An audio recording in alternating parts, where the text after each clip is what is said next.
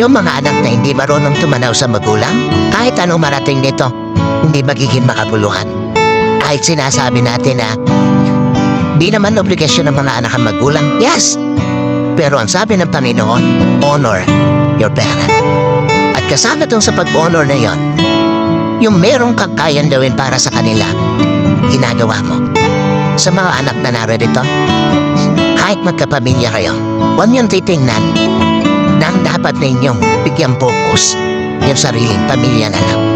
Hanggat nabubuhay ang mga magulang ninyo, iparamdam ninyo na kaya ninyo silang i-honor in all aspect ng buhay.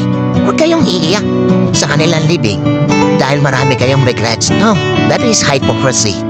Wala kayong kwentang anak kung iiyak lang kayo sa kanilang lamay. Pero nung nabubuhay, hindi mo ginawa yan dapat mong gawin para sa kanila.